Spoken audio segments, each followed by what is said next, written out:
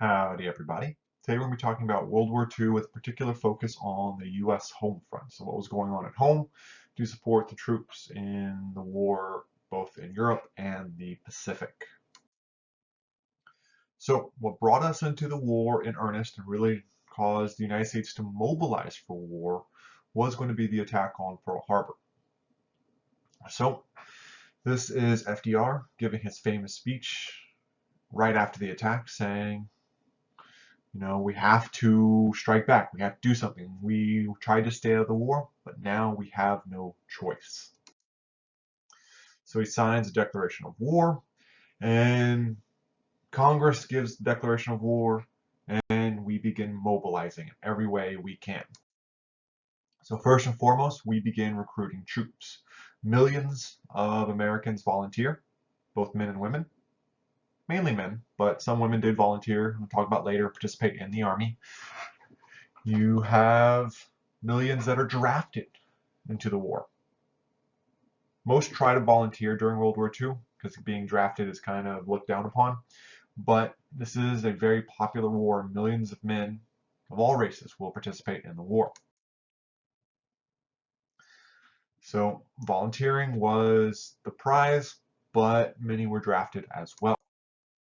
Texas is going to give a huge percentage of its population. More Texans by percentage participate in the war than any other state. African Americans in drastically large numbers participate. Many see this as a way to earn more civil rights. They figure if they participate in the war, they will be treated more fairly.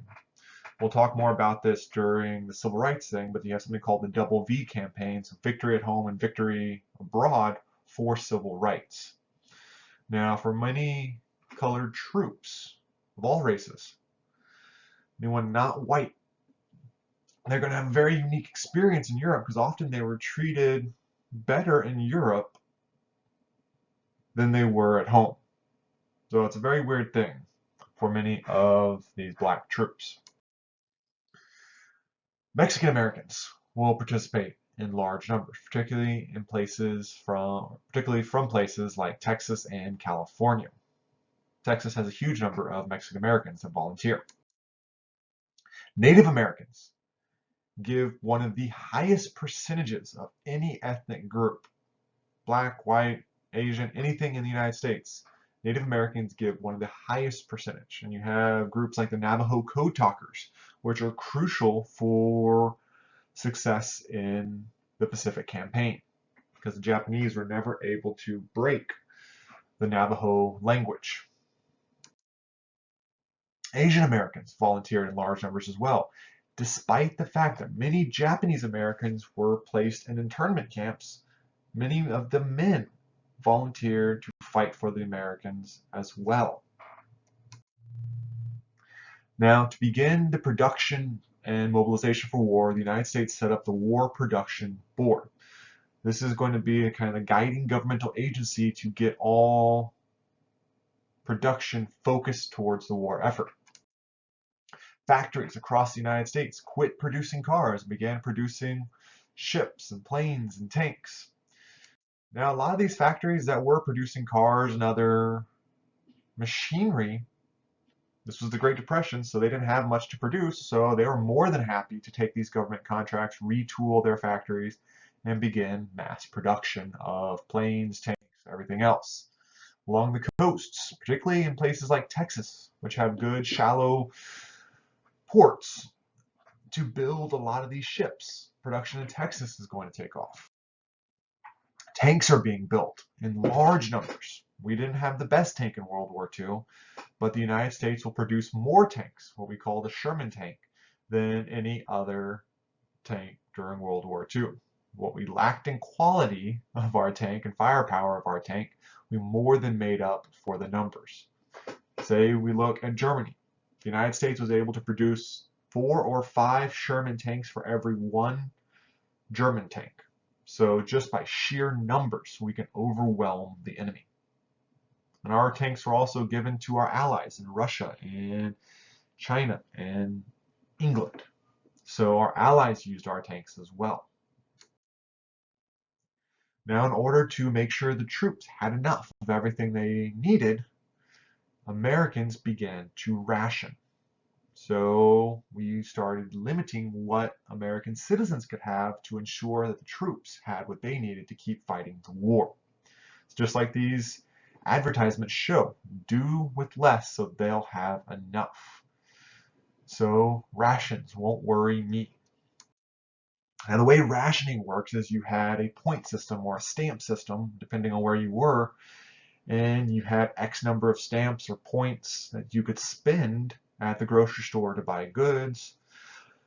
You had intricate systems of what would be available on what days, how many points certain things would cost, all this kinds of stuff. So you still had to be careful because you only had X amount of points each week to buy food and supplies. A lot of Americans started growing what are called victory gardens. So digging up their front and backyards, planting gardens so that we could produce more goods to feed our family at home so that the mass-produced crops could go towards the war effort. A full 40% of all vegetables grown during World War II were grown in victory gardens. Think about if we did that today, how much we could cut down on factory farming if everybody just grew a little garden of food for those that live in houses with yards. You have ride sharing, car sharing. So when you ride alone, you ride with Hitler. Now the idea is if you share, a couple people going to the grocery store, share a carload. People going to work, share a car. The idea was to cut down on the consumption of gas so that gas can be used towards the war effort. Now Texas was very reluctant to initially get on with gasoline rationing because we're such a big state and everything is so spread out. We need our vehicles to get around. But even Texas gets on board with gas rationing. You have scrap metal drives all across the nation that begin to collect scrap metal so it can be smelted down and reforged into new supplies for the war effort. Paper even gets recycled, and for many Americans, many parents, the first thing that got recycled were their kids' comic books. So, but even in comic books, you can look at what's being done there. Captain America's fighting the Nazis. Superman is fighting Hitler and Tojo in Japan. So there's a clear goal and rhetoric going on in these magazines. But there's a reason this era of magazines are so valuable is because most of them were recycled. Women were encouraged to join the workforce in numbers like never before seen, because all the men were off fighting of every race.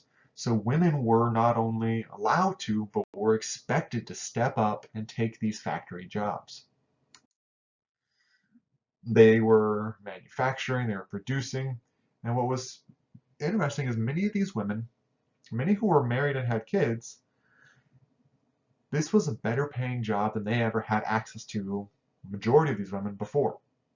So this was a great opportunity for many of these women, not just to help the nation, but to better their own lives. And women met this call in resounding numbers. Millions of American women joined the workforce during World War II.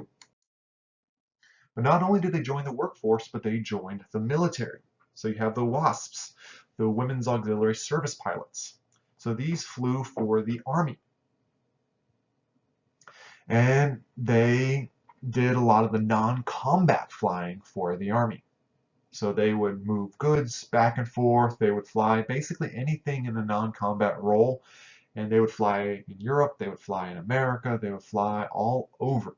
So these women were actively engaged in the war effort as pilots. You have the WACs, the Women's Army Corps. So these are women who were enrolled in the Army, and they typically handled most of the administrative work, support work, basically anything that was a non-combat role. Now, women wouldn't formally be allowed in the military for a while, but during wartime, women were allowed. And women of all races participated in these kind of organizations. Not only do we need women in the workforce, but we needed immigrants, particularly Mexican Americans. Now, during the Great Depression, we had done something kind of shitty. We had deported about 500,000 Mexicans back to Mexico because they were seen as competition for American jobs. Now, during World War II, we have to go back to Mexico and say, we're sorry, we exiled all your immigrants, but we would like them to come back and work for us again. And these are going to be typically working in fields as kind of harvesting labor. But Texas is actually going to be barred from receiving any of these Mexican immigrants as part of this policy because of how racist Texas was against Mexican Americans. So it wouldn't be until actually after World War II that Texas was able to participate in this, what's called the Bracero program, and get Mexican immigrant labor. But this new labor pool will bring a lot of Mexicans into the United States, eventually some of them becoming Mexican Americans. And it would meet the labor needs of many of our agricultural industries. All across the nation, new training facilities and forts and air stations are being built. No state gets more of these bases than Texas. Texas was unique, particularly for the Air Force and the Navy, because of our ports and our clear skies. Many of y'all are born and raised in Texas. We get a lot of clear, sunshiny days, so it's a great place to train pilots to fly. So you have mass numbers of air bases of all kinds being built. On top of everything else, our oil production in Texas is going to be huge. And massive pipelines are going to be built to transport this oil from Texas to our refineries in the Northeast. You can see the big and little inch pipelines. They built pipelines all the way from Texas up to New Jersey, where the big refineries were at this time. We'll start seeing more refineries being built in area like Lake Charles and Beaumont and Houston area. But for now, we build these pipelines. Now we're building pipelines rather than moving them on tankers like we typically do today, because there were Nazi submarines, German submarines off the coast of the United States periodically that would try to sink these oil carriers. So we built a pipeline so we can convey it across the nation that way. In places like Orange, Texas, and other coastal towns, you have the Navy setting up shipyards and manufacturing of U.S. ships, particularly the Liberty boats, Liberty ships, that they were producing, a ship or two a day in some of these factories. In places like Fort Worth, we were building the big bombers that would begin dropping bombs all across Europe and Japan. So many of them were bound for Tokyo towards the end of the war, as we had massive bombing campaigns on Tokyo and across the Japanese home islands. Another product produced in Texas for the war was TNT. We're going to produce massive quantities of dynamite for the war, which will fuel many of our bombs. It's not just us participating in the war, but we're aiding our allies in the war as well. We're trying to motivate participation of American citizens to support this war effort through war bonds and propaganda such as this. You see in the background that Nazi shadow. So give war bonds, support the war so the Nazis won't come and threaten our children. So it's this rhetoric saying, give a little bit of your money now, which will protect and help the nation in the long run. So you have fear as well. So the Nazis going against the Bible. This is the enemy showing evil being done. So all of this rhetoric. But you also have kind of racial rhetoric. So kind of these depictions of the Japanese as evil, Hun-like monsters. Even Dr. Seuss gets in on these kind of political cartoons. You have war raids and drills to protect the nation. You have blackouts at certain times, particularly on the west coast of California, because they were worried about another Japanese attack. This wartime production moved the United States from kind of a partial production for war into something called total war, where the whole US society was geared up for war. And this will lead to the beginning of the war in earnest, where the United States begins pushing a counterattack simultaneously against both Europe, mainly the Germans and Italians, as well as the Japanese in the Pacific. But we'll stop here for today, and we'll pick up with the war in Europe and the Pacific in a later video. Y'all have a great day.